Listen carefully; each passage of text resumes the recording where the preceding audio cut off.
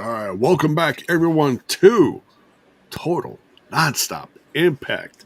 Impact Talk for Impact fans, right here on the Twitch and the YouTube and wherever you folks get your podcast content worldwide, including the audio.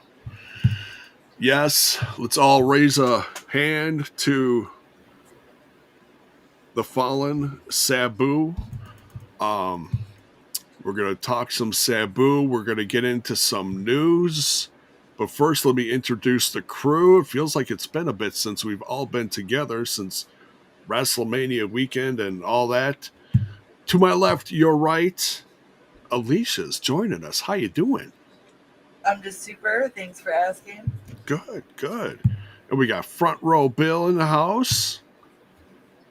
Ran all the way home from Cali. How'd you do that? Oh, it's an amazing thing, J-Bo. Yeah. I got wings and I was able to fly back. He yeeted all the way home. No, I'm kidding. All right. So we're all here. And you folks know what to do as we get this show started tonight. Make sure you're smashing that like button, smashing that sub button, and ring that bell for notifications so that you know that we're live. Well, let's dive into some of these super chats and then we'll jump into some news, shall we? Sounds good. All right. First, we got Dr. Gerbs in the house with the $20 spot. Thank you so much. Madvo Cat, you already know. Check out Chocolate Thunder Bomb. And that sounds like a wrestling finisher if I've ever heard one. Chocolate banana scent of JCW champions. You know what? If I had to guess, I was going to say Willie Mack. That is totally a Willie Mack thing. 10 whoop whoops for the fallen fam. Rest in peace, Sabu. Yes. Part of my first ECW event as well as my first TNA / Lucha Underground show. Oh, that sounds like that was part of, I think that's part of WrestleMania weekend almost 10 years ago. Hard to think of it that far away. But thank you, Dr. Gerbs. Much love, man. Yeah, go check that out. Chocolate banana. I don't know if my wife would like that. If my beard smelled like chocolate banana, I'll have to find out. All right. Next, we got Punk in the house with the $5 chat. Thank you so much, brother. Just came in to say hey to all my rowdy friends in the TNI crew and the TNI fam. Thank you much, brother. Greatly appreciated. Good to see you here. And with that, should we dive into some J-Bones news? There we go. If you know, you know. All right. We're going to start this off. We'll start off by talking about some Sabu, but before we do that, let's have ourselves, we're going to do our 10 bell salute to Sabu. So if we could have a moment of silence.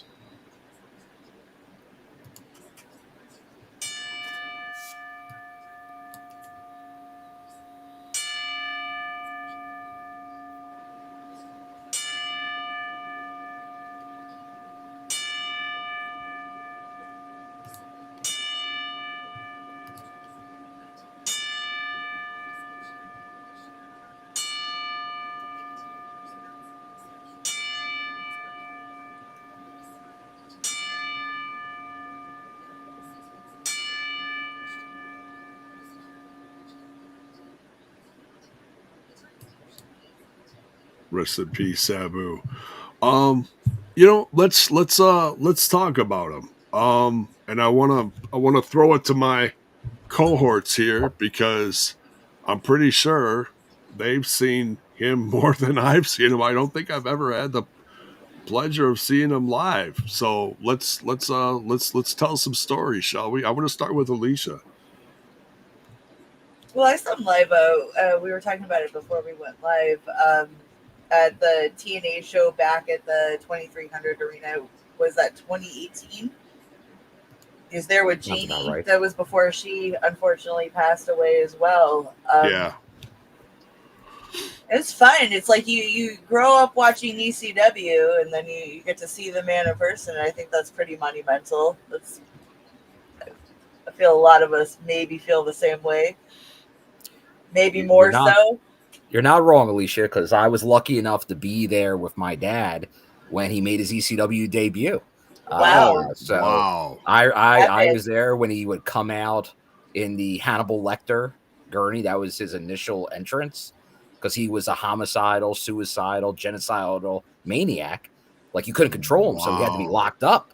Yeah. So that was his initial way in the ECW. But the early ECW, like the guy changed wrestling with the tables. Like I know Bully Ray's been saying it recently. Like the whole, like what we see today with TLC, Full Metal Mayhem, it's not there without Sabu and the innovation using tables early on. And the funny thing that always about Sabu is half the time he never hit anybody through tables. He put himself through tables just for the hell of it. It's like a match was over, he would just go through a table just because. So table budgets went up during Sabu's run. Go ahead, Alicia. I heard he had grudges against the Japanese tables because they were allegedly really hard to break. Yeah, like there's times I know for sure, and I've seen them, and we still see it occasionally on the indies and even in TNA, where a table won't break. And back then, especially the early days, like usually what happens like in tables today, like if you don't see a break, it's because the person's too light. Usually, there's not enough momentum. Like you either have to have someone with some weight, if not both sides, at least one side, to get through that table.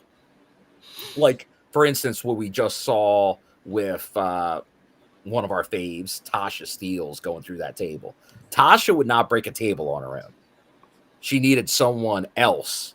And obviously, just like the Dixie Carter, helped cushion that fall in Mike Santana. But Santana went through that table. So, like, same thing. Like, Sabu went through tables. But even he didn't always break them. And as you're alluding to, I know I think there was an infamous 4 times he couldn't break a table spot. Yeah. And he just kept doing it. And that would be the thing. Like, if he didn't break the table, do it again. One more time. Oh, yeah. But then the other thing that became key with Sabu was the lights going out in the arena. Yeah. Anytime, because that's the thing, because he would be the guy, lights go out, finger up in the air, jumping off the chair, like putting the chair in the ring, jumping off into over the ropes or into a table. And then pretty much the ECW arena became a thing. Anytime lights went out, you started hearing Sabu chants. It wasn't always Sabu, because then that became the way to introduce a lot of other people. But that was definitely like I said, like 2 things I'll really take away. But during that ECW era, like obviously I had a lot of favorites, but he was my guy. As soon as I saw Sabu live, that was so different. And I've even saw some people put some like early footage of some of these matches. Like there's one of who we saw recently, actually out in California, Sean Waltman, when he was the Lightning Kid, and Sabu in like an early indie match at like a high school. And they're doing all kinds of crazy high flying spots. Like that, like it looks like modern wrestling today. Back then, those people didn't know what was going on because that was so unheard of. Jeez. You mentioned his early ECW stuff, and I remember seeing footage. I don't know who shared it or if it was on YouTube or what it was, but some of the craziest footage I remember seeing was from what you mentioned, saying his early days. Well, just recently, a couple nights ago on the Ramblers, I remember seeing that, and I looked it up, and the crew found this picture, and I wanted to share this. There it is. So I apologize. But yeah. Oh, I think I see you in the background, Bill. Yeah. And no, that's not me wheeling him down to the ring. No, that's not. That's a doppelganger. That's a lookalike. But yeah, so he's got the crazy mask on. He's chained or whatever, strapped to the gurney.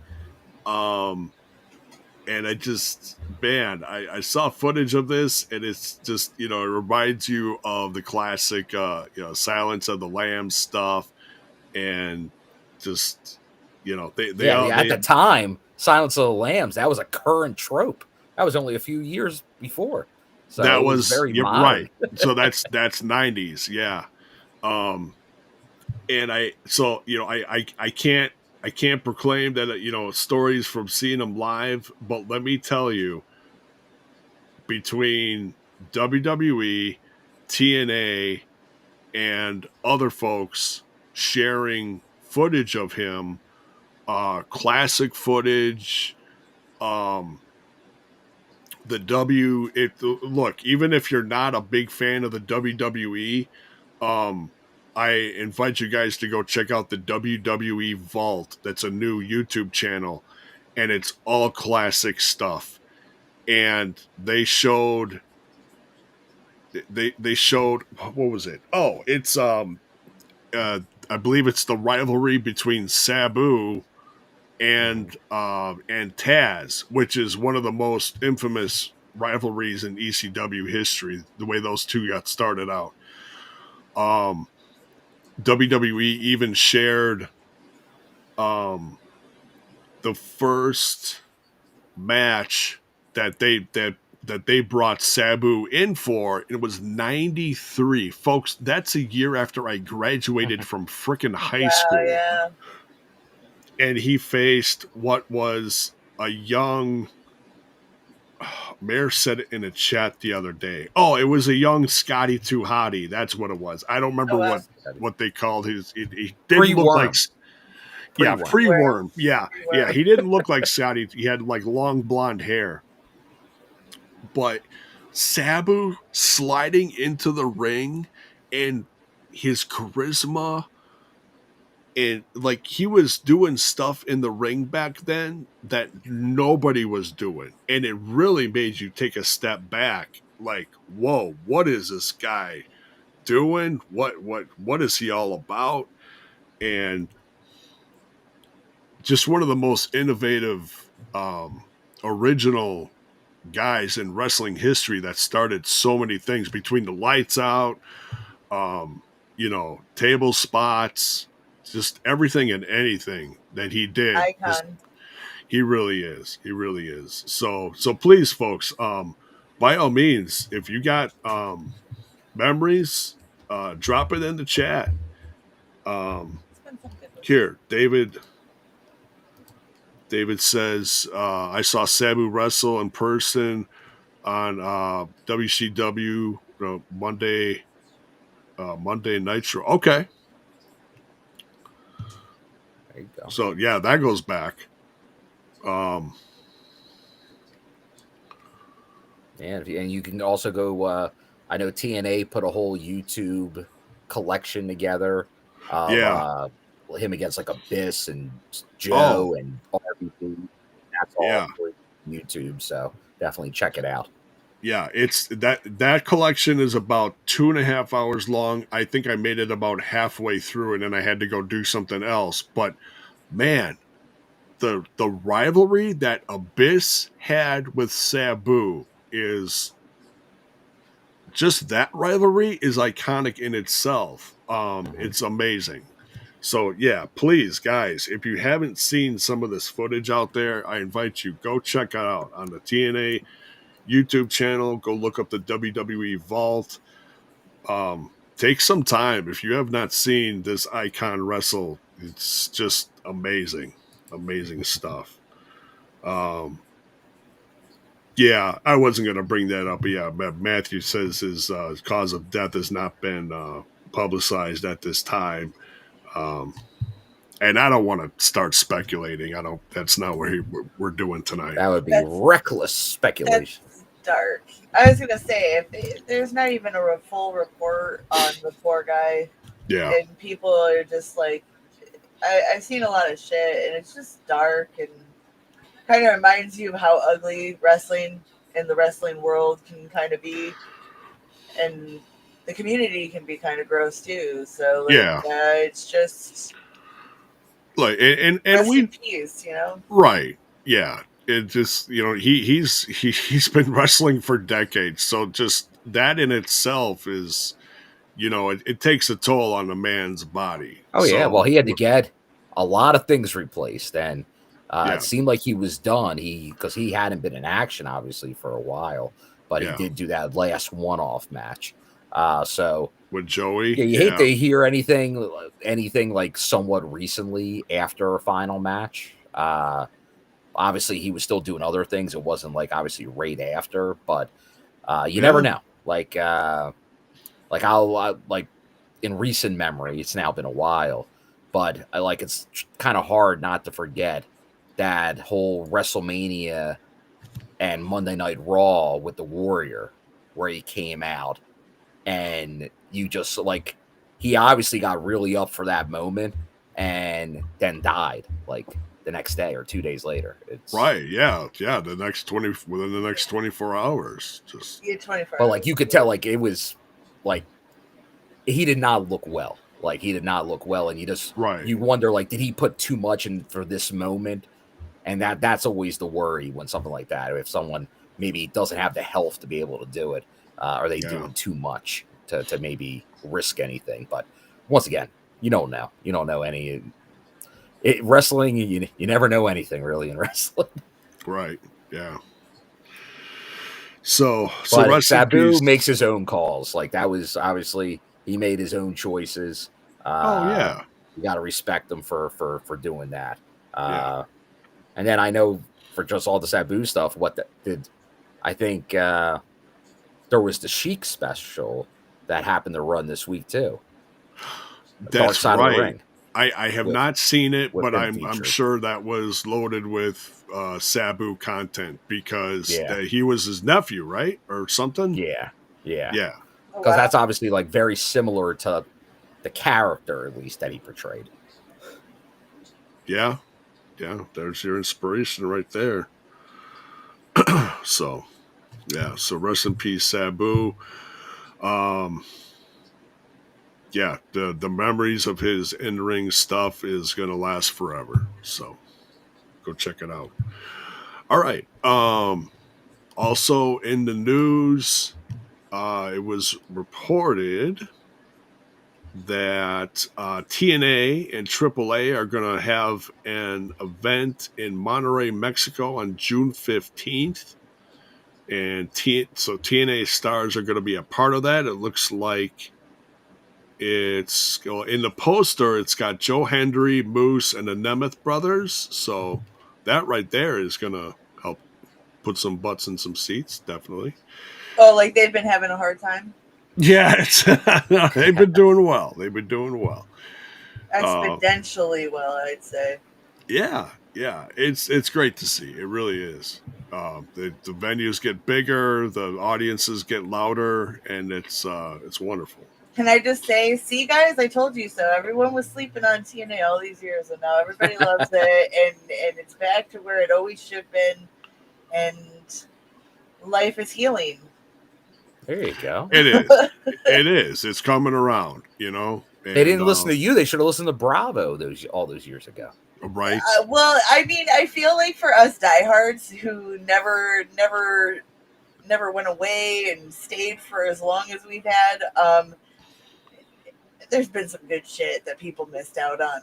Oh yeah, absolutely. They find it out later, and it is funny now though that a lot of that everyone will acknowledge is very good now wasn't acknowledged that way. It just needed the WWE seal of approval, and I get it. I get it, and it's cool. It's all good. No hard feelings, and I'm glad y'all are here. Yeah, enjoy the zone, the Impact Zone. Yeah. The partnership has absolutely helped.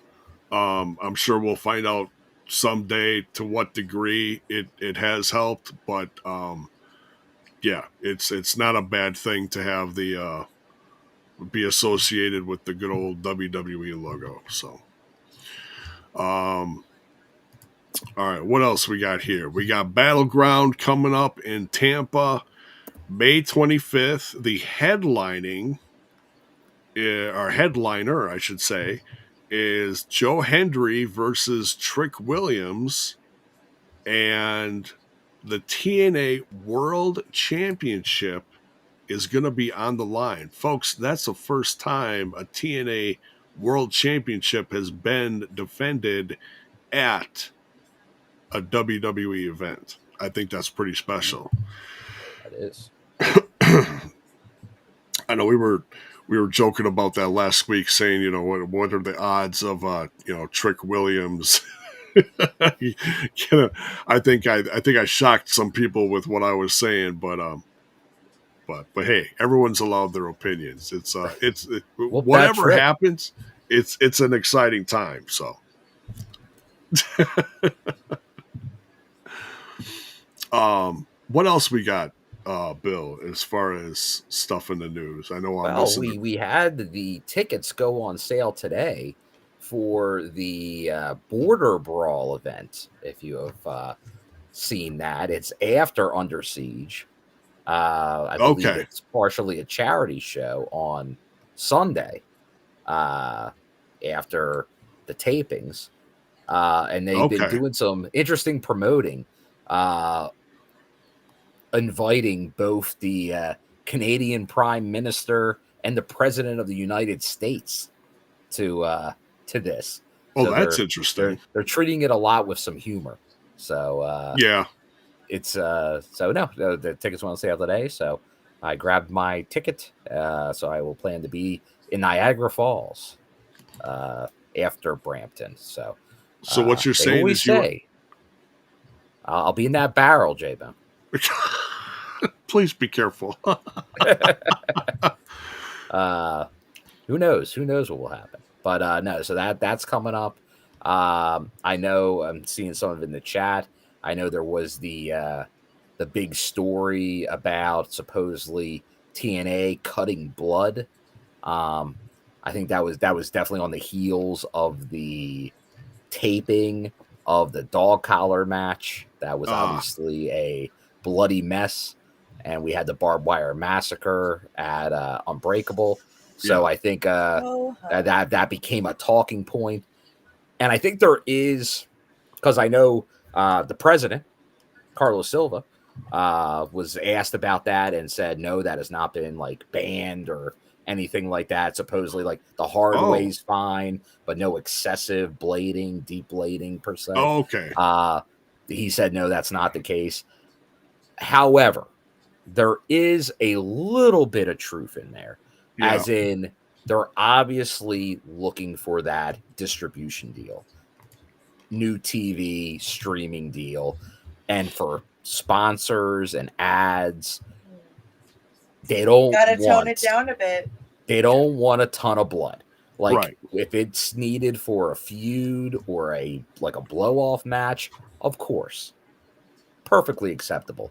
But you're not going to become a Wednesday night carny show just bleeding for the sake of bleeding and no one watching. That's not what we're looking for here. So hey, hey, I love those type of matches. I know Alicia loves those type of matches.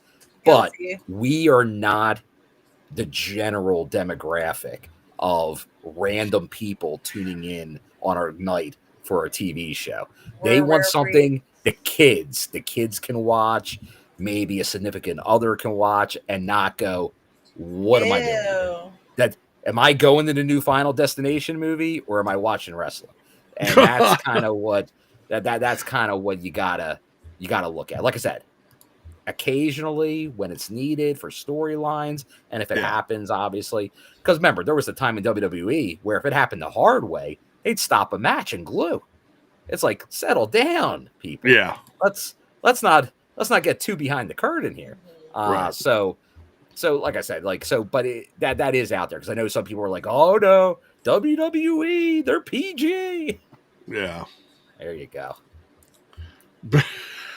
Bonus baby, settle down. We don't want Bill going over the falls. Okay.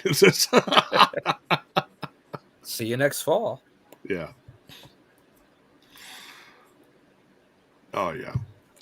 So but yeah, some shows out there still do blood prominently almost every single show. I don't know how, but and I'll tell you, I don't mind seeing a match like what we saw with Callahan and good old Manser. That was, in my opinion, a work of art. I think it was great. But do I want to see it all the time? No, that's not my favorite thing. So go ahead, Alicia. It's okay to do it when it makes sense in the storyline. Thank you. Yeah. If it doesn't require it, then it's unnecessary. Yeah. And I'm a fan, but like you got to remember, it's like these on-air television national broadcast shit is like owned by corporations and sponsors, and if the sponsors are more family orientated and stuff, they're not going to want to showcase stuff like that. So again, if it makes sense, look at us. Belle, sorry. Look at us on the what was it, the throwback? If we ever had a thumbnail that had blood in it, down it went, right, J-Bone? You did that a few times. Yeah, there was one. Like the format we're on, blood is not acceptable. Yeah, for the most part. I'm trying to remember what it was. I think was it a bloody Jeff Jarrett or something? It may have been. Yeah, it was too much of a bloody Jeff Jarrett. It was. It was. He was like a Crimson Mask. He was like a Crimson Mask. Yeah. And at the time, I'm thinking because it was either him or Raven. Right, and it was for whatever episode it was in the early days of us doing those reviews. I thought it was cool. I'm like, oh, this is a badass cover. Yeah, YouTube didn't think so. So not badass, J-Bud. Just bad. No. Shame on my creative thinking. That's fine. What are you gonna do? But you even look at it. The what was it? The Steve Macklin shirt that they just put out that has the very nice new international title. They're not like, you can tell, but they're not making it red. The blood, like exactly. The infamous Candice LeRae indie shirt from years ago. Oh God, where she was just a Crimson Mask. Oof. Now, once again, you're selling to a hardcore demographic. They'll eat that up, but no one's getting that for Little Jimmy. Little Jimmy. We love Little Jimmy. Speaking of shirts, wow, there are some. Oh, there's some new shirts, J-Bone. There are some new shirts. My goodness. I was just gonna quick look for that shirt of Macklin's just to show it off here. And as I was doing that, talk about a bunch of new knockout shirts. That's wild. Okay, here we go. Little share screen of Rooney. Here it is. So it's in black and white, and the title's in blue because the title strap is blue. But that's from the promo that he cut after the match, and he's covered in blood. But you can't really I mean, you can tell here, but you can't tell. They did it. It's dirt, J-Bone. It's dirt. Yeah. Oh, it's just, he just rubbed some dirt on his boo boos. Right. That's there you go. So, if you know, you know. Yeah, exactly. So they still got the Don West deal. It's a great deal. It is brown bag special, right? And 5 T-shirts, $43 or whatever. So here's I think this is a new one. I don't think this is. Is that a new one? Well, there's a bunch of new shirts that have been making their way at actually the live events in California. They're not all on the website yet. I believe that Leon Slater just showed up on the website. Yeah, he had the 2 new knockouts, and a Hendry shirt. Right. So Harley Hudson and Myla Grace, who I don't think we've seen on TV yet, but they got their first merch. match will be on Explosion shortly. Okay. And then there's a Hardy shirt, and then say his name and he appears.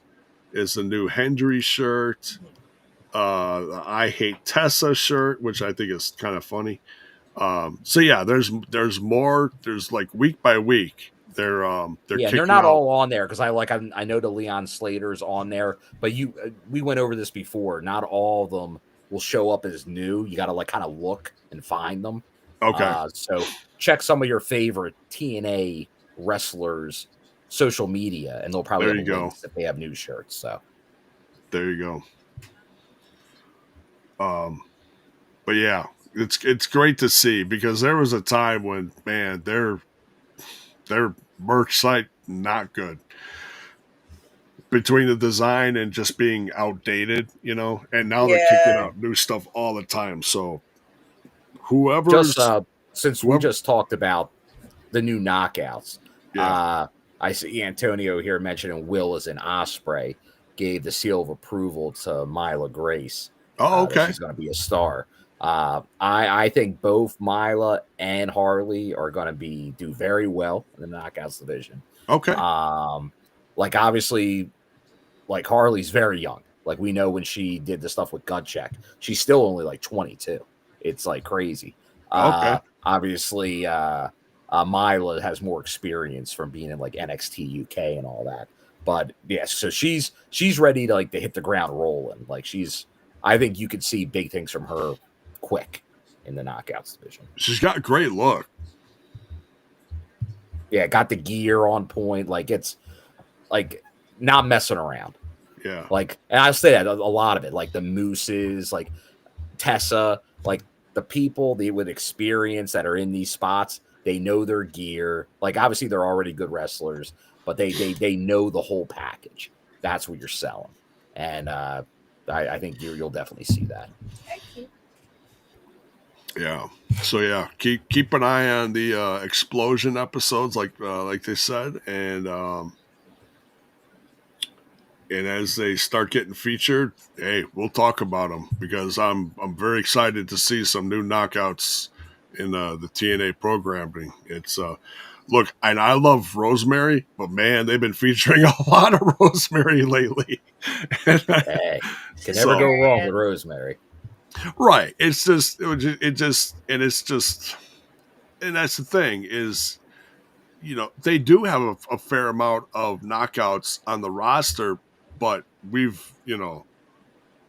had some, fall by the wayside recently. So it's important to, get some fresh faces in there. So can't wait to see it. All right. Anything else you want to cover before we dive into tonight's show? Nothing specific. We can get over. I know there were some people that have made comments and things going on, but if any of it comes up in the chat or anything, we can definitely discuss. Okay. But some interesting stuff out there, like Romy Glazer. I know she came out and had put out some stuff about some marketing ideas that they were going over. That sounded pretty interesting. Like a season pass, a GA season pass, to add on to TNA Plus, where technically you would have GA tickets to every show TNA does. And the whole idea was if you can't make it, you would then have the ability to give it up in will call to a local fan. So some interesting things in the current state of the wrestling business. That's nice to see. Gotta get innovative. Yes. Yeah, definitely. That's what they do for sports, right? Like if you do sweeps and stuff. Yes. So trying to get more of that because I'm not going to say it's similar because it's obviously much more on that higher end. And the whole thing was in relation to how high ticket prices are right now in wrestling. Obviously WWE spearheading that discussion with the Vegas Mania and all that is kind of a way. And you see kind of MLW's doing it, NWA, who will be in Philly on Saturday, going with trying to be more economical, I'd say, in a way. And I think TNA does that obviously very well. But it's one of those things, how can you get people to go to shows, live shows, to at least give it a chance? Because a lot of people will say price is an issue with attending live events. So I think under realizing that and having a plan to go about that definitely shows that TNA was they're thinking about these things, which is something you got to do in the current climate. Yeah, because you see what's going on. Like AEW is going to do a residency in Chicago and a residency at the 2300 Arena, 6-7 shows. That's something TNA in Orlando at the Impact Zone was criticized heavily for over the years. And now other promotions are kind of doing the same thing. And even other promotions, they tend to hit those same towns. TNA is kind of doing the opposite right now and hitting a lot more towns. Yeah. So I'm not going to say really either one's right. I think there's definitely pros and cons to both. But it's just interesting to see in the current climate how these things, how companies are approaching these items. Right. And it's especially for like a company like AEW that was like filling arenas. I mean, I think they do good during their pay-per-views, but then on the road for the house shows or the weekly shows, they're not packing them in like they used to. So they have been doing smaller venues. So I think it's smart on their part, And then if you look at like what's going on with TNA, just the opposite is happening. We're putting, butts in seats in bigger venues, and it's refreshing. So yeah, it's interesting to see, what different companies are getting in their audiences. For sure. So, but either way, wrestling's doing great. So it's, there's something for everyone out there, no matter what you like. So, and I never want to sit on this in this format on this podcast and be like, no, you can only watch TNA. No, I will never say that. I love TNA, but I watch a bunch of other stuff and I try to go to other shows when I can, so, to each their own. So I never, J-Bone. I never do such a thing. Bill's funny. He'll be front row for the TNA, and then for like other shows, he'll be like, nosebleed seats. It's like, shh, you didn't see him at the other shows. No.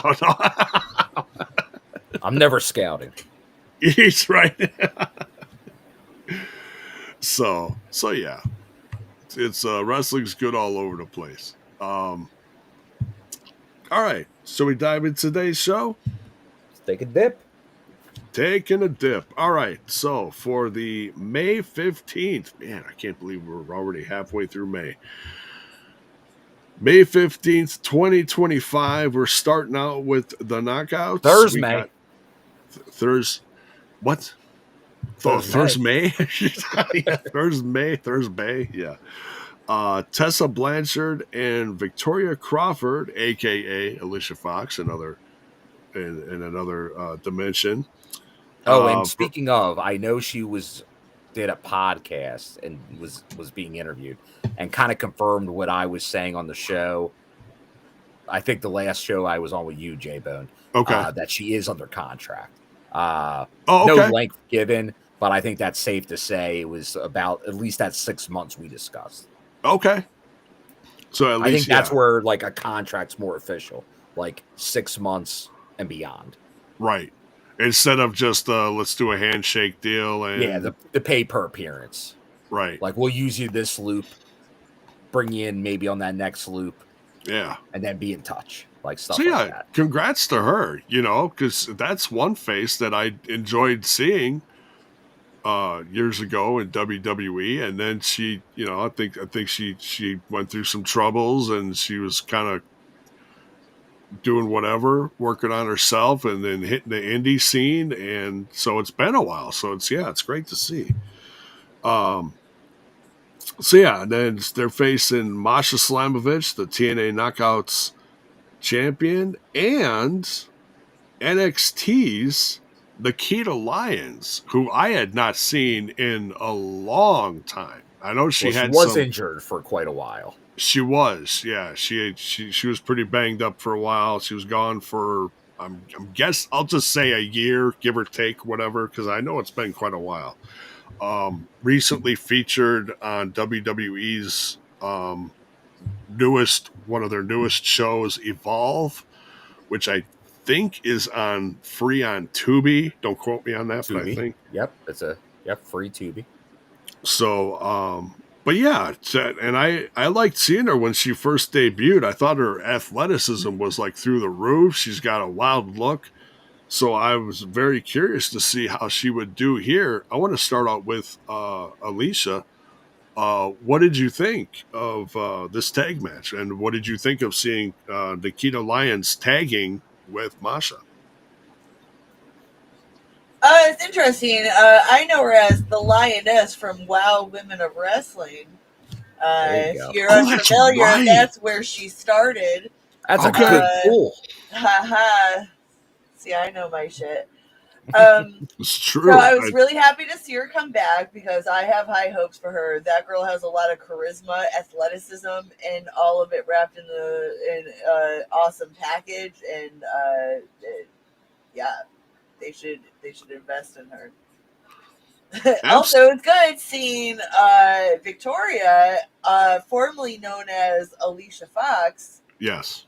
I don't watch NXT WWE, so I don't really know how that came to be, but pretty cool seeing her back and tagging with Tessa because they're part of a scandalous team, I suppose. Right. Yeah. Both heels, and I just want to say that Victoria Crawford does look great. You know, she's strutting her stuff down to the ring. She looks healthy. She looked great in the ring tonight. A lot of fun.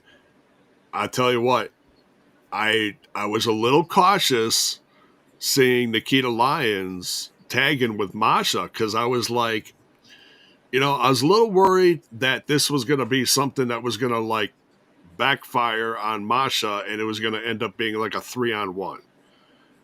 But I was wrong, And sometimes the Bone Man is wrong, believe it or not. So my speculation, I didn't need it. But it was still very interesting to see how the two were going to work together, So, yeah. Bill, what did you think? I liked it. I'm a fan of obviously the Tessa and Victoria Crawford combination. But the thing is, we talked about this last week. Like, obviously, with the connection to Robert Stone, you would think as the deputy director, she's a heel, but she's kind of, as we said, a tweener because she's coming out, she's high-fiving, she's interacting with the fans, so she's not playing a total heel. But that is. Like, I'm a fan. I like that pairing. And you're right. The Masha and Nikkita Lyons, from afar, not sure if it would look right. But they both had kind of like, especially when she was doing the martial arts type moves in the ring, Nikkita, I thought that really flowed well. And I'm with Alicia on this. She has, and I know a lot of people be like, because she's not your work rate indie wrestler, but she's got an it factor. There's no doubt.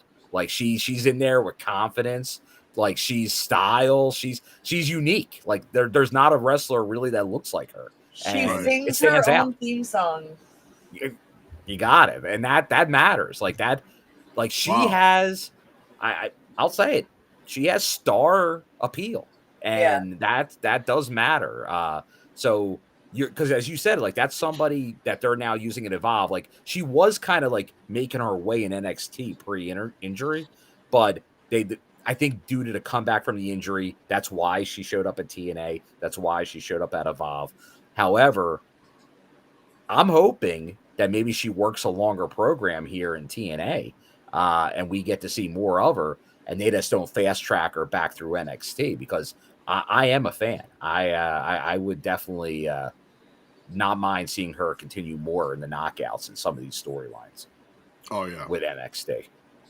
Yeah. Oh yeah, this is something I was going to bring up, and I knew I was missing something, and I totally forgot. So thank you to Antonio Baker. hoping for Sonya Deville showing up. So I apologize. I don't remember what her real name she's going by now, but she is appearing at this weekend's Invicta? Invicta, that's it. And that is the Anthem owned all women MMA company. And so it's Daria Ray. That's it. Thank you. I'm just not familiar with it yet. I'm sure we'll get familiar with it in the future. But yeah, so she is going to be doing commentary on that show. So there's a lot, and because it's Anthem based, and Anthem also owns TNA, there's a lot of people speculating and wondering if Sonya Deville, the former Sonya Deville, is going to make an appearance sooner rather than later, because she is a free agent now for TNA. Go ahead, Alicia. Maybe I'm out of the loop, but are we just assuming she's going to keep doing that gimmick? Are you talking about now? Or does she still do the MMA thing? Is that why that would make sense? She might. I don't know, but she's commentating on the show, so it might turn into. I'm ready to see her evolve from that. I always stand for. Well, look at me talking like she's actually coming to the show. I always like to see people evolve from what they were at a previous company. It's like one thing to kind of maybe start off, but you got to start finding a different path, because that's how you really get your character working, is evolving. Oh yeah, I mean, if she wants to stick with that style of wrestling, that's fine. That's not the point, though. But yeah, to develop your own thing along the way and just add to it, right? Little reinvention. Yeah. It's the evolution of a character is always needed. Yeah, and then the crossover, though, it's not just a one-way street, because there's been a lot of promotion. I know some of the chat's been talking about it. Elegance, the Iceman, Tom Hannafin, they've all been promoting the Invicta show.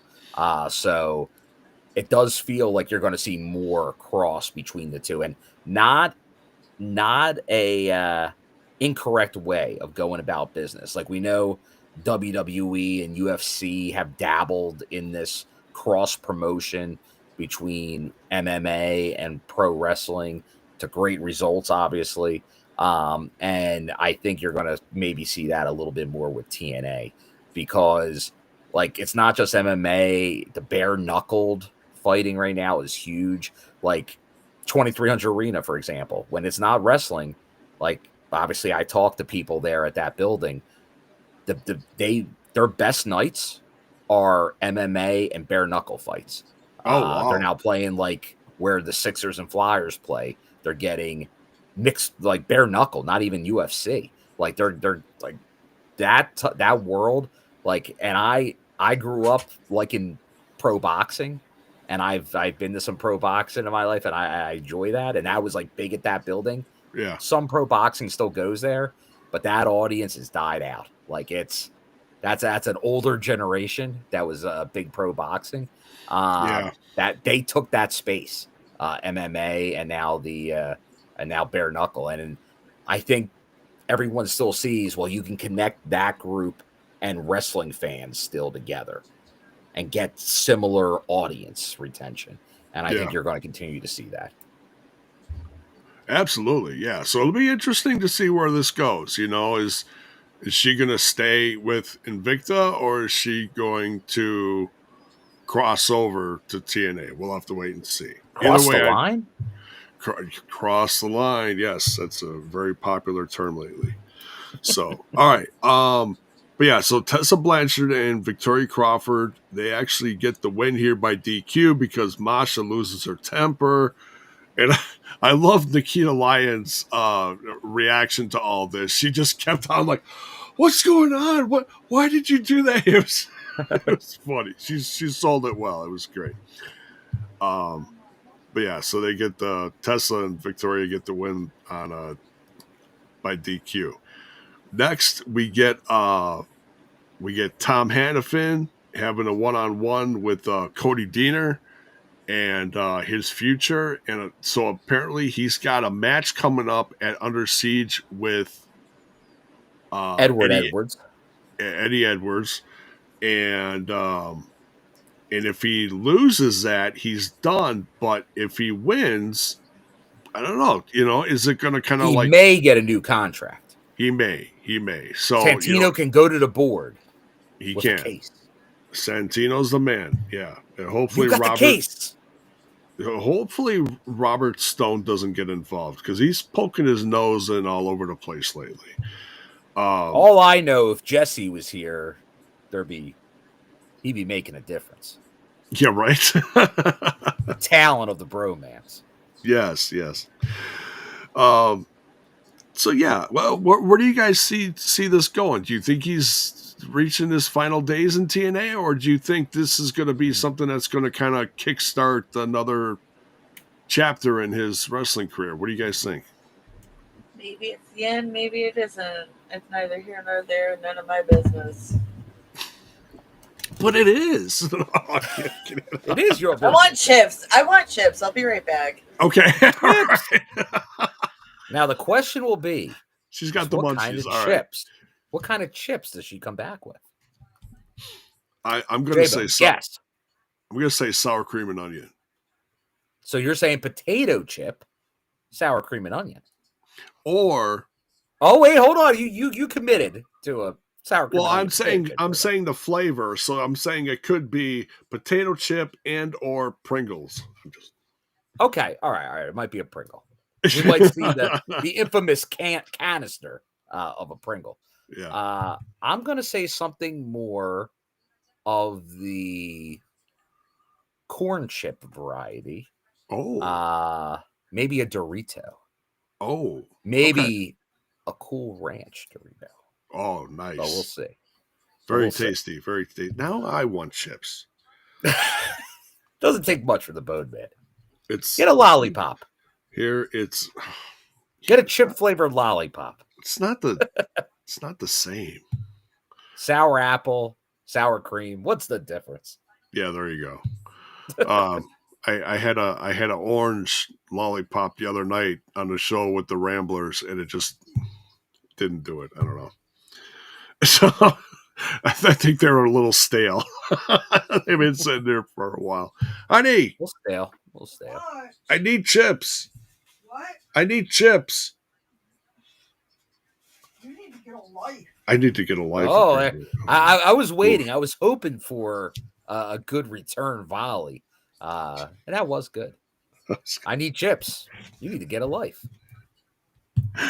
All right.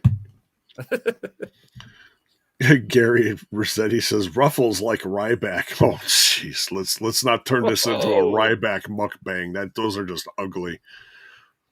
Nothing worse than watching Ryback shovel stuff into his face. Lovely. All right. That just reminds me, anytime I hear mukbang, there was supposed to be an infamous TNI mukbang. Oh, yes. Kalon was supposed to join me in my home turf here. In Philly? In Philly, and we were going to do the cheesesteaks and all that good stuff. Speaking of cheesesteaks, J-Bro. Ooh. You know who I put, like, and it's pretty much a 2-horse race in Philadelphia lately in the cheesesteak game. My long time, like, obviously ECW, grew up on Tony Luke's because that was right around the corner, Oregon Ave. But John's Roast Pork, so called John's Roast Pork, but they got the best cheesesteak. And they had limited lunch hours, but then they got more towards dinner time, so more of an option. And that was the best. Then Angelo's kind of came out of nowhere, baking their own bread, and that became the top guy, or close to it. A lot of us like to say they're neck and neck.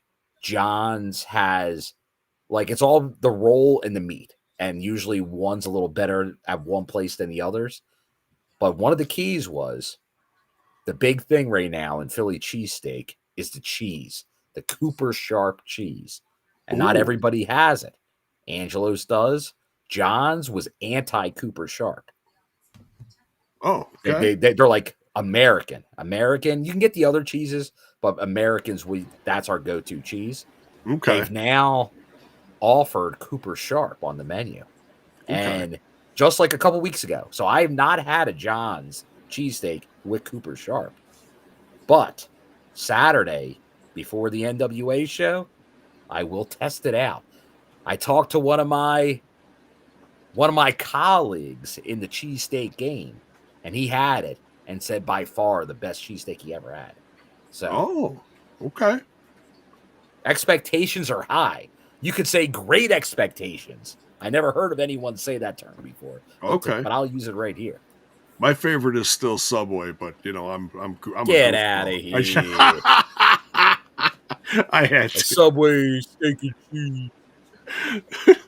Okay, so we were placing bets, Alicia, on what kind of chip you were going to be munching on. I said a sour cream and onion potato chip or Pringle.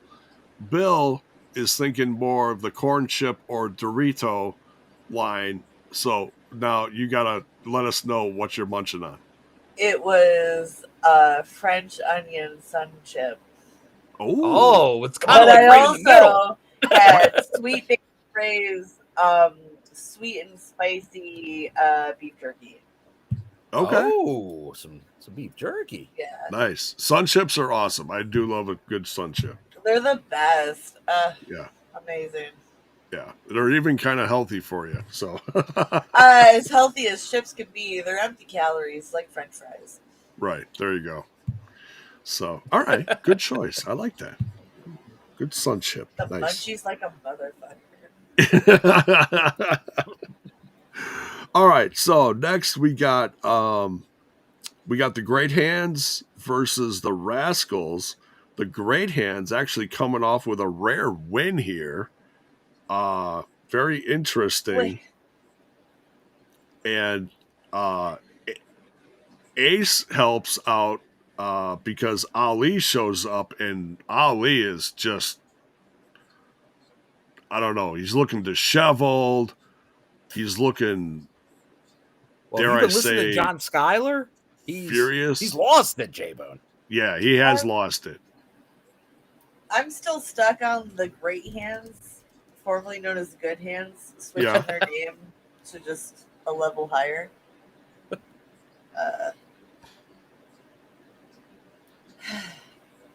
I think that's all. So you're still getting used to the name transition? I hate it, to be fair. I didn't like the prior. I just think it's weird. Right. Yeah, because the term just means you're like the Great Hands. You're like, eh. Yeah. But now they're associated. I would call them the on and off hands because they're here and they're there and they're everywhere. I don't know. On and off hands.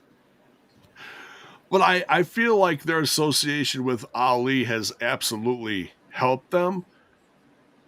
But now there's something going on with Ali. He's disheveled. He looks like he's had puts too much of his power out there, man. He's spiritually drained. He is. He's like what do you guys like? The Dragon Ball Z, the Vegeta, or the Goku. I am not familiar with the Goku or the I'm Vegeta. sure there's a Piccolo as well. The Piccolo alien guy. But don't they like have to power up? They give it the old Kamehameha. And like they get beaten for like 12 episodes. And then they hit that note and then it's game over for the villain in like 2 seconds. She's speaking to Am I talking? Yeah, I was just gonna say. I think I've hit the wrong demographic. It's all going over my head. I gotta remember to smoke after the show. He heard Vegeta and he thought he was getting hungry for some Mexican. Yeah, well, it's like they all got like vegetable names, right? Like a Piccolo and a Vegeta. And I think a Goku is something.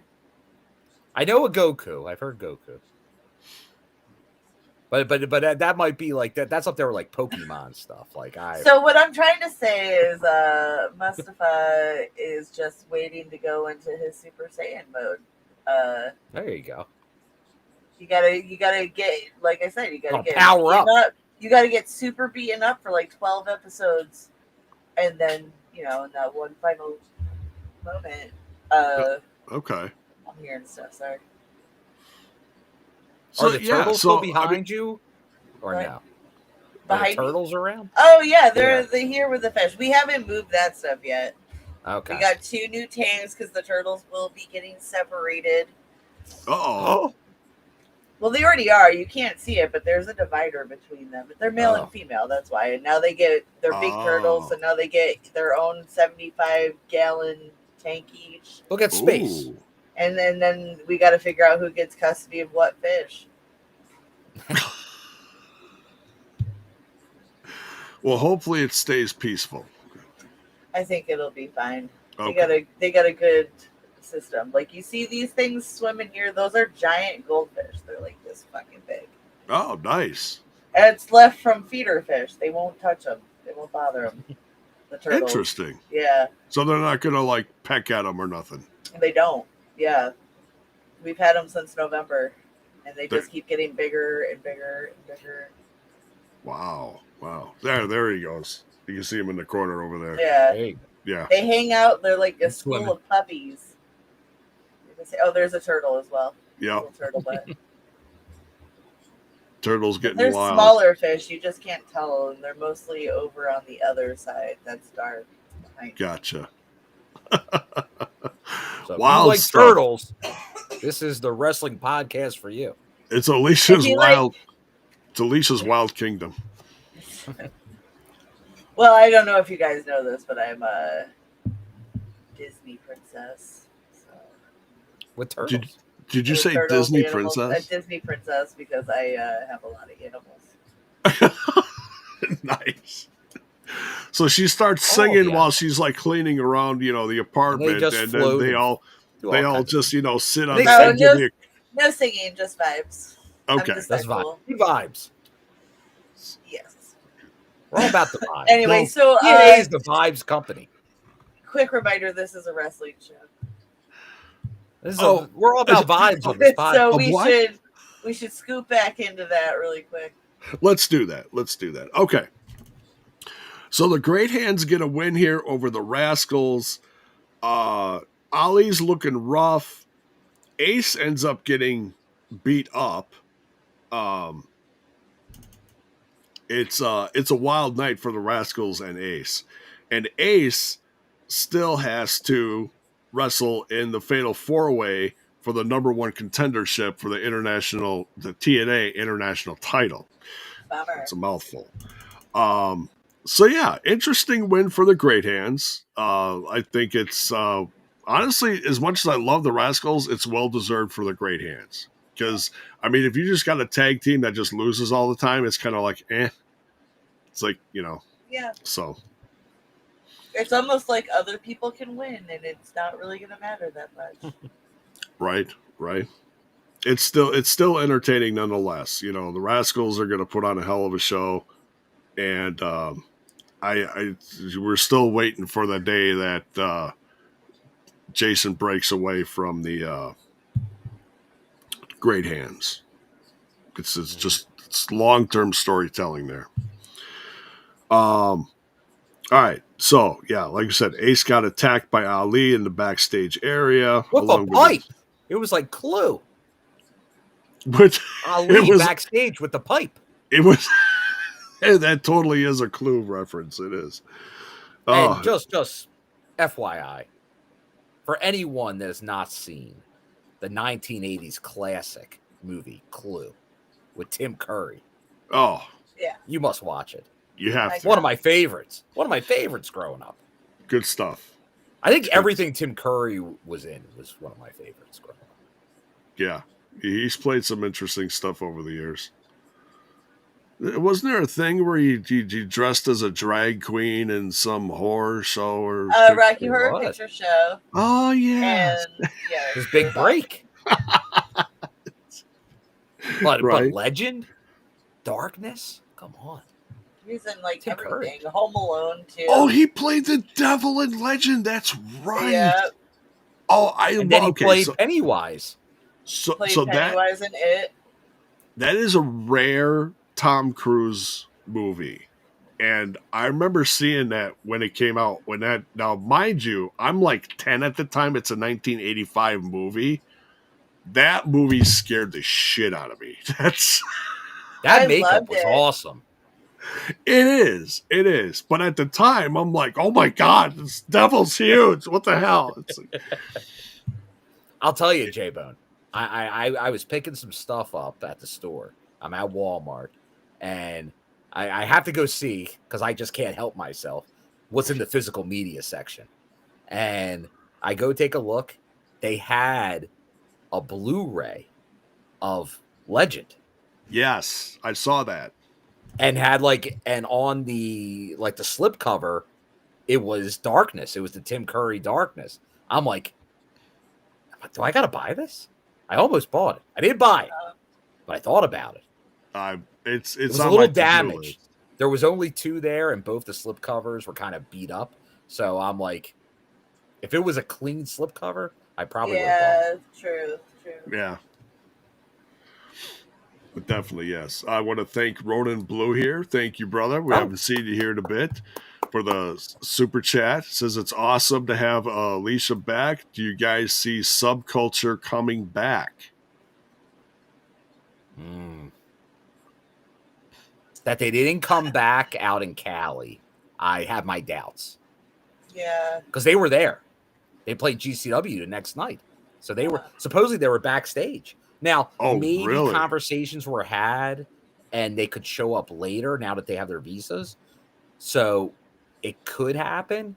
Sometimes that happens, like where someone's there and then they show up later. But I would say if I thought that was a high probability going into California, I think that definitely got lowered. Not an impossibility, but not as likely, I would say. See, now I was thinking that they signed with AEW, but I think I'm mixing that up with another team. Yeah. Recently? Or are you thinking like the Grizzled Young Vets from That's way back? what I'm thinking of. Okay, I mixed the two up because they're both like UK teams. Okay. Yes. That's where... Oh, God, now it's going to escape me. What's her name from Spitfire? Yeah, Danny Luna. She's part of right. Circle. Thank you. Yeah. Junie Moon, I wanted to call her that. I'm like, what the fuck is that? Yeah. So, okay. All right. Next here, we got the Fatal 4-Way for the number one contendership of Steve Maclin's TNA International title. We've got Elijah versus Ace Austin versus Mance Warner versus Matt Cardona. Now, me personally, my pick to win this was going to be Mance Warner. I feel like Mance Warner and Steve Maclin could really, tear some shit up. But and not that it would have to get hardcore and bloody. It's just I just wanted to, see it. But we got Matt Cardona with the win here. What did you guys think of this Fatal 4-Way? I thought it was pretty good spots. Surprised with the ending though, like you're saying. My money would have been more on Mance or even like Elijah, but I haven't watched it in a couple weeks, so I'm like, oh, Matt Cardona's here. I'm a dick, and don't take my advice seriously. It's good to see him around. What do you think, Bill? I like obviously with Ace, because obviously Ace was fighting for this belt, so you thought he may have had a good shot there, but obviously he got sidetracked by Ali. Then Elijah, it's interesting to see because obviously he's hovering in the main event, but he's best friends with Joe Hendry, so that can't happen yet until something falls apart. There's no friends in wrestling. So, yeah, unless they do the friend versus friend, the mega powers collide. So Matt Cardona does feel like he's in here. I don't think so. Like, it would be good for Steve Maclin to be like I almost wanted to cut a promo like, you had that joke of a digital media title, and I'm making it a serious belt, and maybe go after him that way. But but we'll see. But Macklin, you see it, like he had the good crowd reaction. He's still like obviously he's a heel, but obviously he has a big following. So it doesn't hurt. It doesn't hurt when Matt Cardona is on the show. So but no, it'll be interesting. But I think we're going to see a good reign from Macklin. This feels like, once again, just like how we saw kind of Santana's kind of build up into that, I feel like this title reign's putting Macklin right back at the world title. So there's contenders. And honestly, if Joe Hendry is by this time next year, maybe not around or not around as much, then you need these people to take over these spots. And it feels like that's kind of what they're setting up. Yeah. Yeah, there's a handful of names that are starting to look like top level guys in the company, and it's great to see. Yeah. So, but yeah, and that's one thing I always got to say about Matt Cardona. No matter how often or how little you see him in the company, he always shows up, fresh gear, always looks like $1 million, always ready to go. Like I said, always ready. So except for catching Leon Slater, always ready at everything else though. Oh, I mean that you got to put on like almost everyone in that match, because that was just not AJ Francis. Not AJ. I say crazy shit, but damn, Bill. I think that's the craziest thing I've ever heard you say. He exited stage left. That's fucking good. They weren't ready. I know. Was that AJ Francis said he damn near tore a bicep trying to catch him? So yeah, thanks for AJ You saw Francis. The one big AJ Francis mitt up in the air. Right. Yeah, and everyone else, like all of a sudden, like in a split second, was like 5 feet away from him. It's like, damn, guys, really? Come on. Well, some of the other ones, like they weren't going to do much. A lot of small guys, so the big guys had to carry the load there. So that's obviously Cardona, Moose, and AJ, who wasn't even in the match. He was just there for that spot, really. And like I said, I think seeing it, it felt like AJ got right in there. But then I think Moose misjudged it or was planning if he fell short. Yeah. By his angle.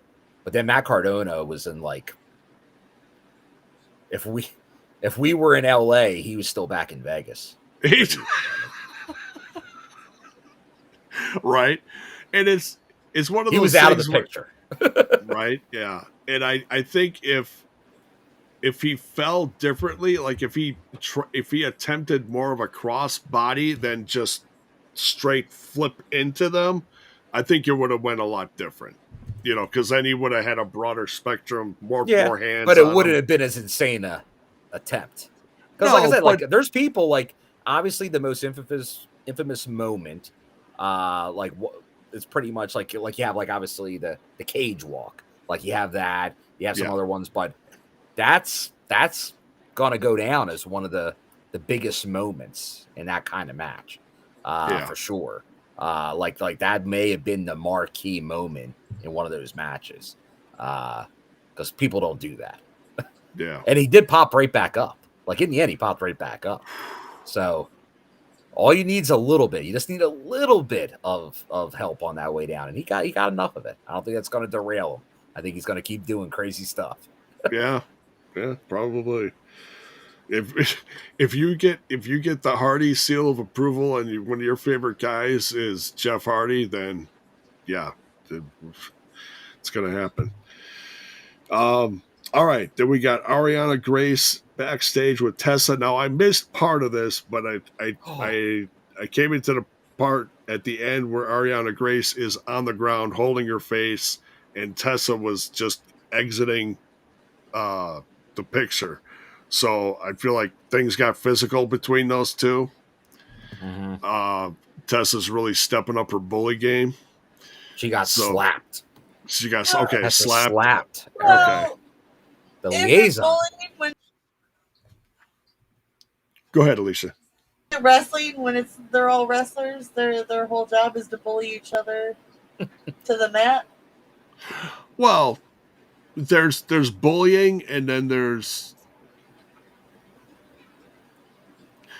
bullying, and then there's Ariana Grace, who we can't really explain that. Is that what you're trying to tell me? Is this grown woman? No, there's just like and innocent, and she's just there for some reason. There's just different levels of aggression between wrestlers, and then sometimes, if Tessa Pie faces are enough, I'm sure we can get something out of Ariana. oh yeah, it's good. Yeah, you're gonna get away from the, oh hi, I'm Ariana Grace, and I'm here to just be a everything's so super swell and super nice, and everybody's best friends. It's all her best friends. It's a grown woman with a child's character. Yes, I get that. Yeah, which I'm always down. But now she's got to mix it up. Yeah. Let's now we're gonna see something different. It's getting weird. Yeah. Tessa doesn't know what she's done. She's it's kind of just like Cody Deaner. It's a kind of a homecoming for Ariana Grace. Yeah. There you go. Oh, she's gonna win. Oh, because Tessa's on a losing streak. I need a fluke win for this girl over Tessa, and I need to see what Tessa's gonna do in that situation. That would be. Oh, that's like that's gonna be one of those situations where I feel like she would go through the backstage and basically like bench press everybody she comes across, male or female. You're gonna get it. Look out. Just gorilla pressing everybody out of her way. Like, I believe she could do it. I'm not joking. I think she could. Oh, absolutely. Tessa's a badass. Like, and not just. No, she's legit. I saw her a couple times live outside of TNA and stuff, and that girl knows what she's doing. There's a reason they're very insistent on not listening to the fans and bringing her back. Yeah. I love it. Right? Paid her dues. So, and by the end of the show, it was made official. I just want to let you folks know it is happening at Under Siege. We are going to see Tessa Blanchard versus Ariana Grace. Wonderful. I'm looking forward to it. Fantastic. I look forward to every Tessa match, but then also I'm looking forward to see Ariana in the ring. Right.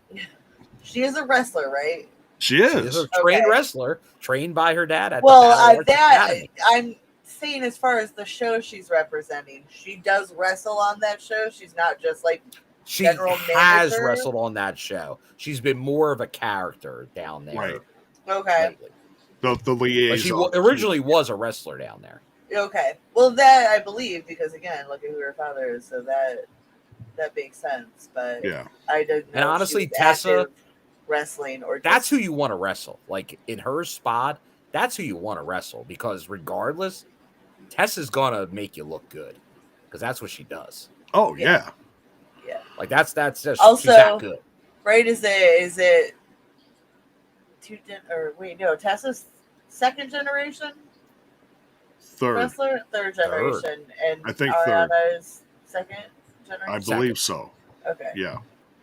Well, generation versus generation, so it's right up WWE's alley. Speaking of generations, want to shout out one of the TNI fam here, Bonus Baby, who said, by the way, congrats to my oldest daughter, who had a hell of a week. She delivered her first set of twins a couple of nights ago. Whoa. Congrats. And got married today. Wow. Congrats, Bonus Baby and the family. 10 years, her and my new son said, it's about time we guess. So they almost did. It's about damn time. But, but congrats to the whole family. Can I just say, though, that there's nothing wrong with couples taking a little bit longer than the norm to get there? 100% agree. 100% I fully believe in abnormal relationship standards, and that's great. Right. And that's today. Like that's Society's changed. I think it's healthier to take your time. Yeah.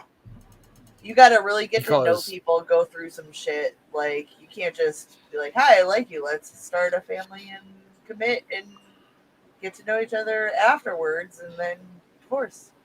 Yeah. I can say that personally. I think that's, I totally get that. I've gone through a lot of stuff. You know, I'm on my second marriage, and going between the first marriage and the second marriage, you yeah.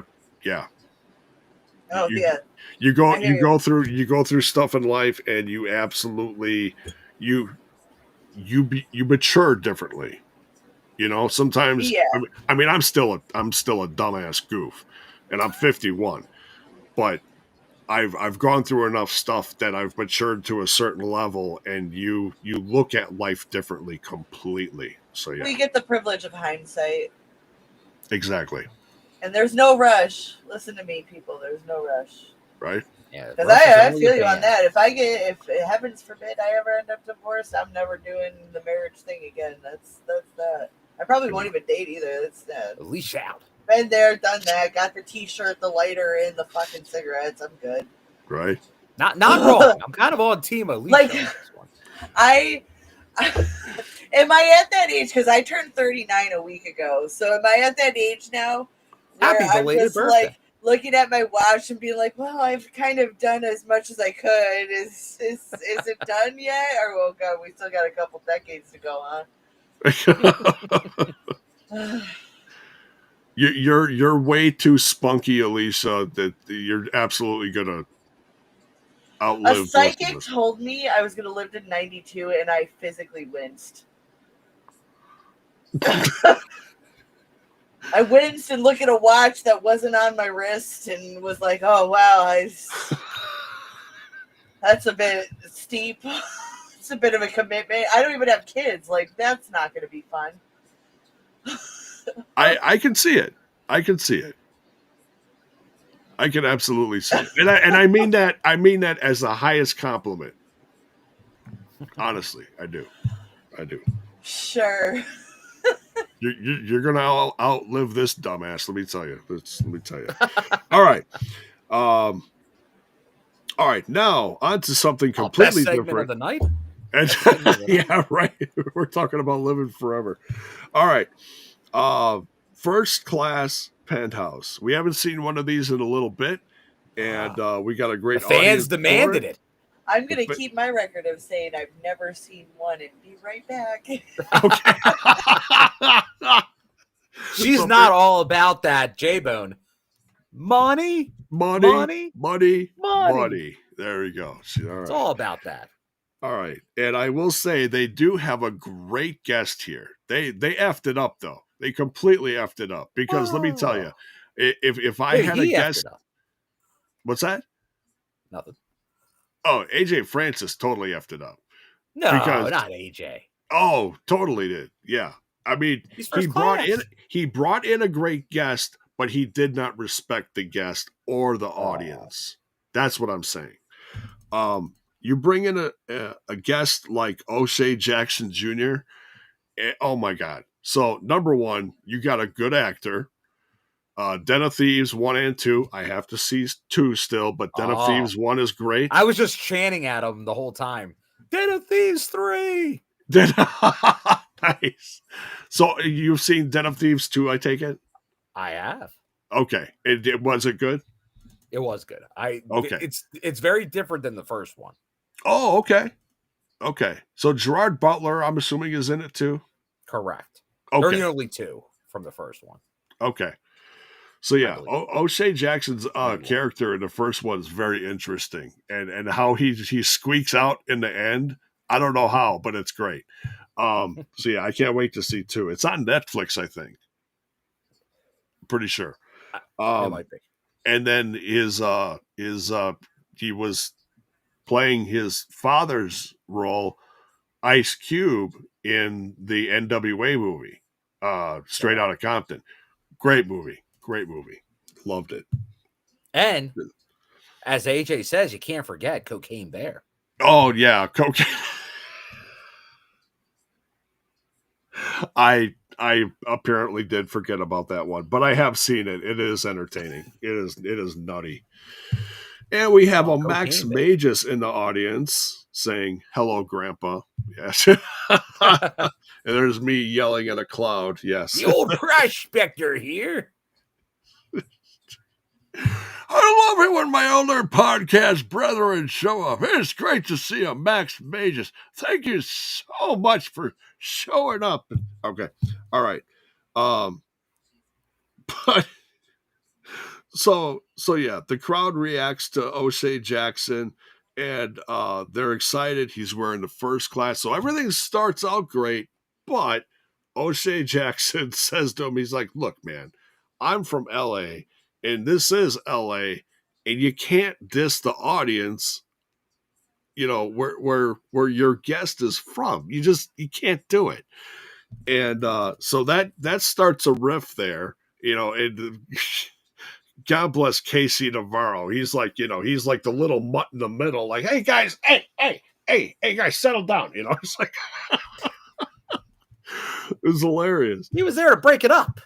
Yeah, trying. Keyword trying. And then all of a sudden we get a run-in from Mike Santana.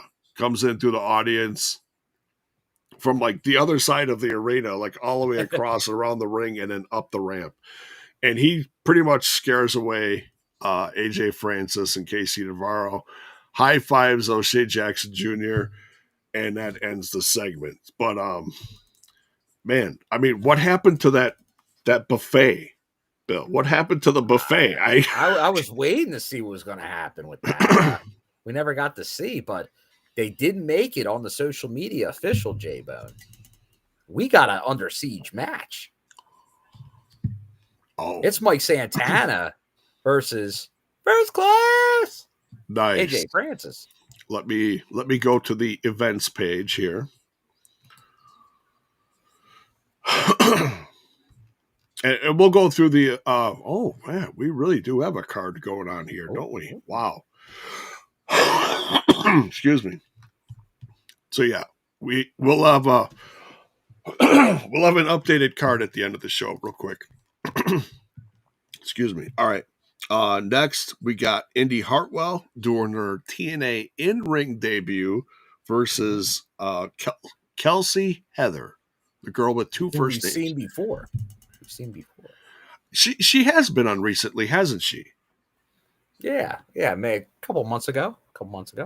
Yeah, so she did look familiar, at least by name. I don't know if I recognized like her look or whatever, but I did recognize the name. So yeah, I think you start seeing some of these knockouts.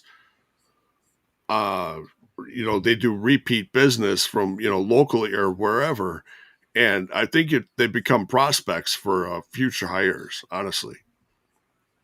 And it's great to see. Mm-hmm. But what'd you think of Indi Hartwell's debut? I liked it, J-Bone. I think she's going to add a lot to the show. Definitely a good start. Yep, as Critical Sting says here, she was down in Florida at the Full Sail tapings. So good. Anytime someone makes another appearance, you like to pay attention, because that means they liked you enough to bring you in again. So keep an eye on her as well. But no, I think we all kind of knew with Indi joining the company and crossing the line, she's going to be a factor. So we'll see where she goes next. She does have history with quite a few members of the roster, so I'm not sure where we'll see her go first. But I feel like Under Siege and tapings after, that will probably become clear. Oh, as far as Indi Hartwell's future? Yeah, where she'll tend the feud going forward. Well, I got a feeling we're going to get a match for Under Siege from her within the next week. Absolutely. I'm a little surprised it didn't happen tonight, but I feel like we need a little more brew. But we'll get to that. But yeah, I enjoyed the match. I feel like she's really going to fit in. And I admire her ambition, for not just wanting to be part of the knockouts. She wants to be the knockout. And that's great to see. Every knockout should have that goal. I feel like, even if you're not knockouts champion, you want to be a focal point in the company. I think that's great. Mm-hmm. So then we come back from break, and she's in the hallway. She's catching her breath, and all of a sudden she's interrupted off camera from Ali's crew, the Great Hands and Tasha Steelz, the press secretary. Yes, I forgot her title. Thank you. But yeah, I was like, wow, just rude, and she said that. She's like, wow, some people would call that rude.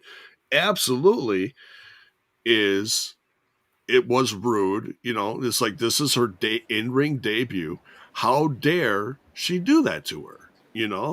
She's got a whole nother way of social media. She could have vented, but no, she had to take Indi Hartwell's spot, post-match. And we're absolutely going to get a match out of this, I think. Welcome back, Alicia. Ew. Did you happen to see Indi Hartwell's TNA in-ring debut? I did. You did? Yes. Can we get your thoughts on it? It was expected for her to get the win. It was what? I'm sorry? It was expected Kelsey for Heather's her time to get the win. Yeah. And yeah, I'm happy she's there. What did you think of, do you have any opinion on Kelsey Heather? Because this is not her first time in front of the TNA camera.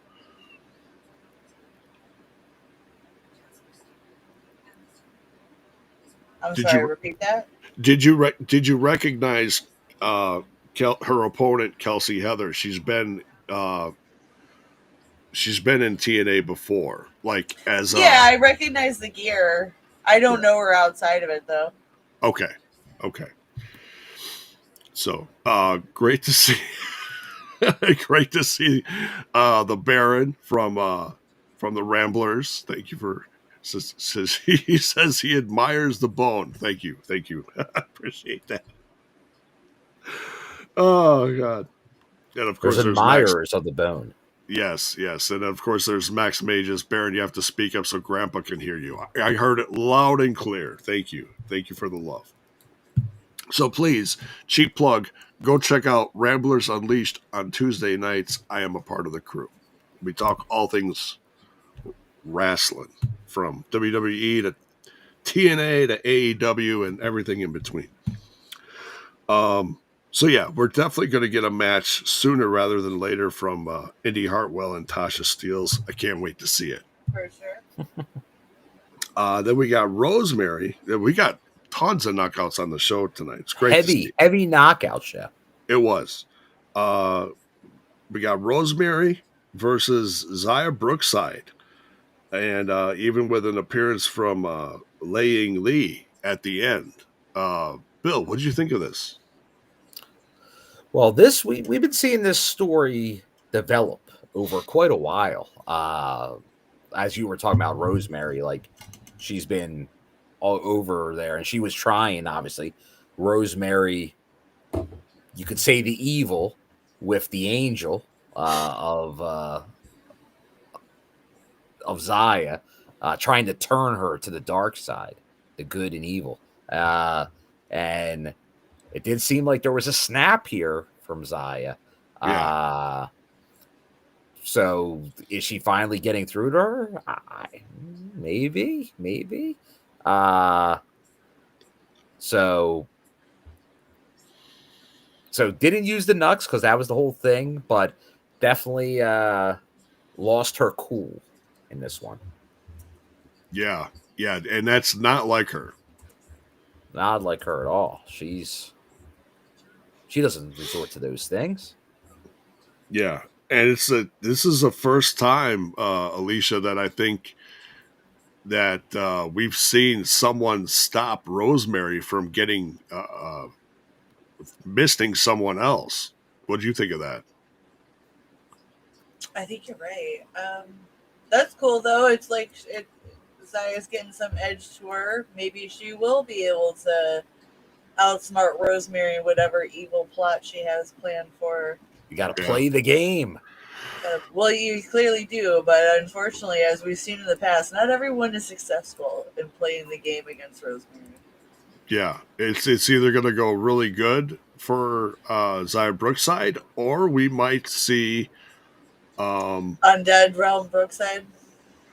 We might see some twist happening here. I feel like, yeah.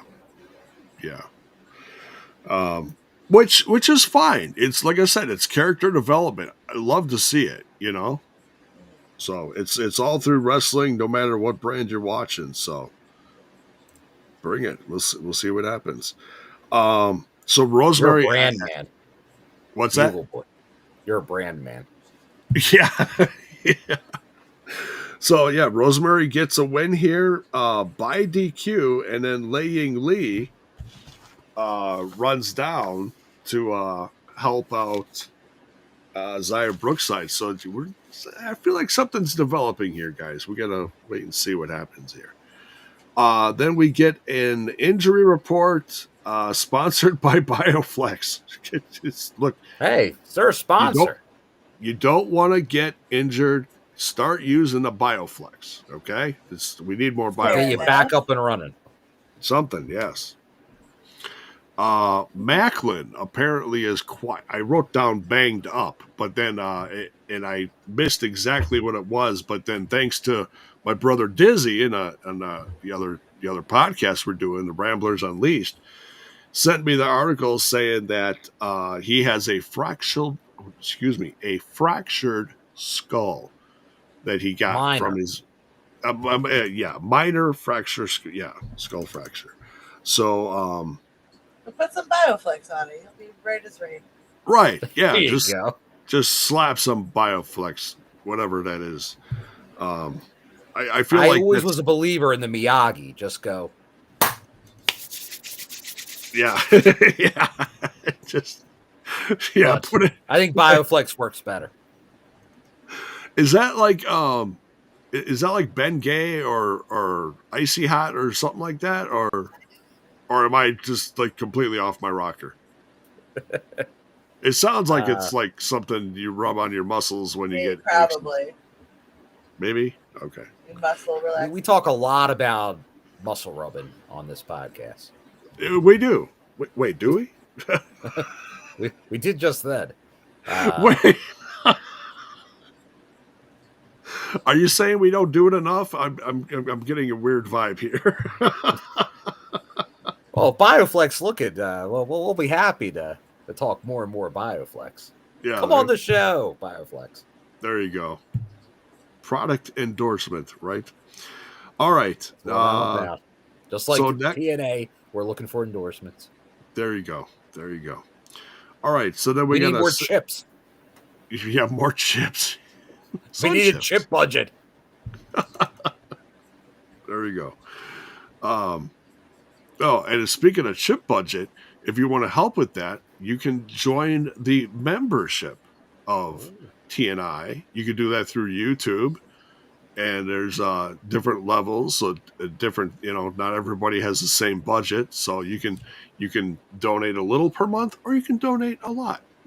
Go check it out. It's like a modern day members only jacket. There you go. I think I still have one in my closet. I figure you leave this show and just put it on and put some aviators on. Oh, absolutely. Absolutely. Yeah, with the Bugle Boy pants, right? There we go. It's all about Bugle Boy. It always comes back to Bugle Boy with you, J-Bo. It does. I Checkers and Bugle Boy. What a combination. No more checkers. No checkers. We don't talk about checkers on here. All All right, next segment here, we got Ariana Grace backstage with Santino. And she wants a match with Tessa. And Santino's trying to talk her out of it. He goes, you know that Tessa, she's a sneaky Samanagana. And yeah, he's not for it. He's not for it. But as we see here, we got the match. So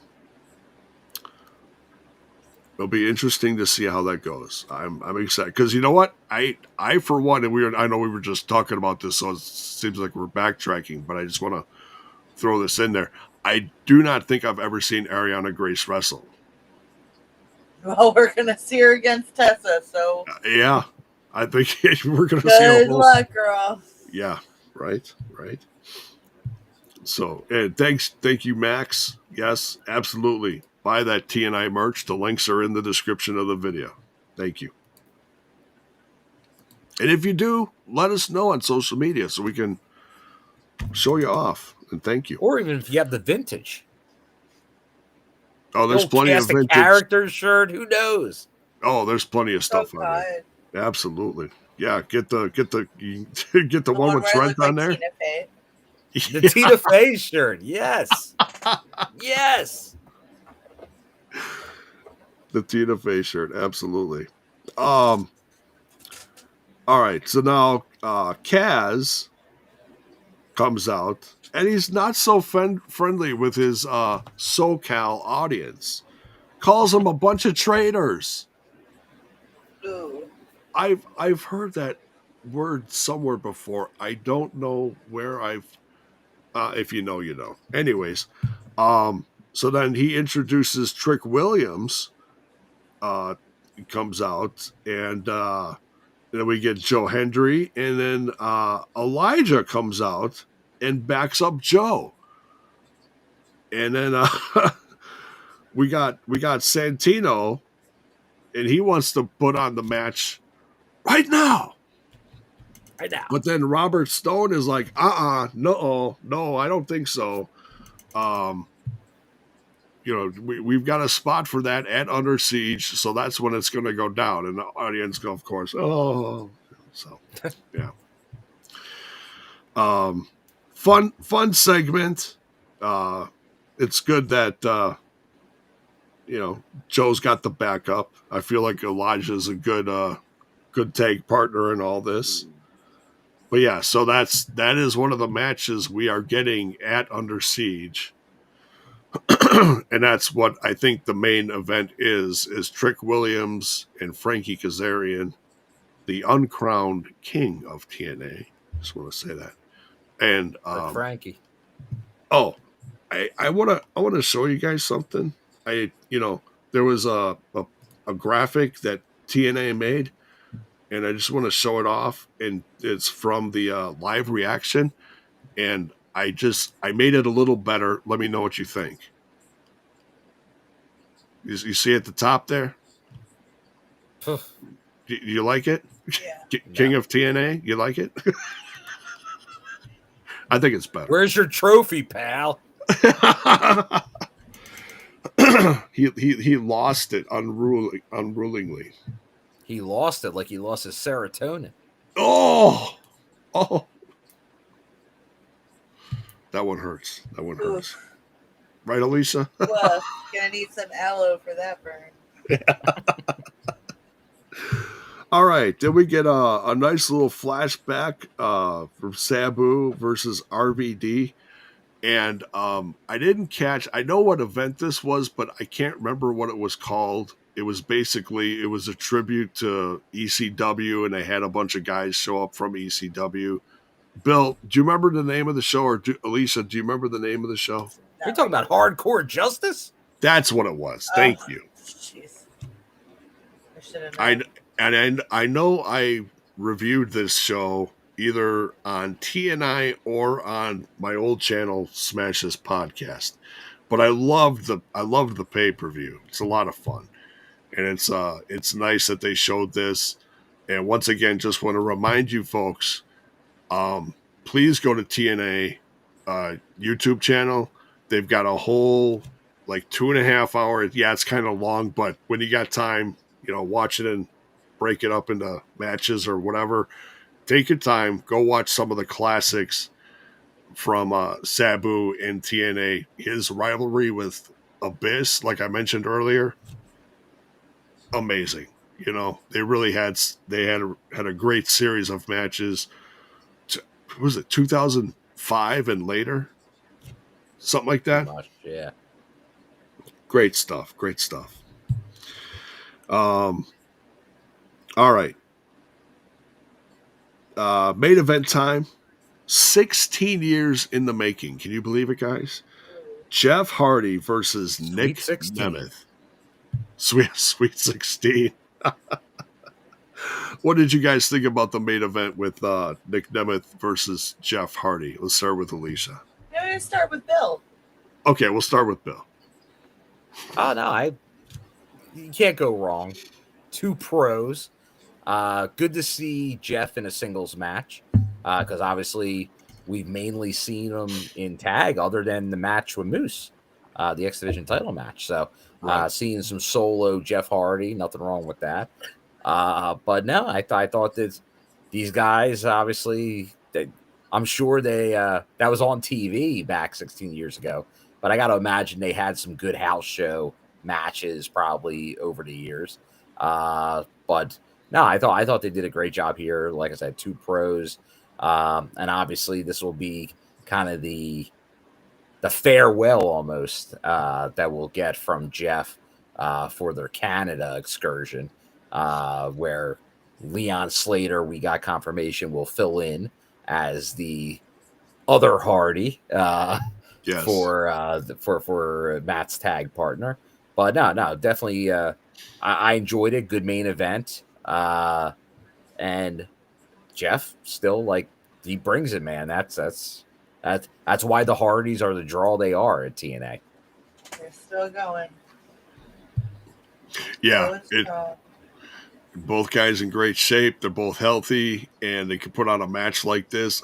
This is one I want to see them run it back and maybe get like just a longer version of it, because it's that good. I want to see more. You want the pay-per-view version? Yes. Yeah. Oh, David Penzer giving me a confirmation. Never wrestled on a house show.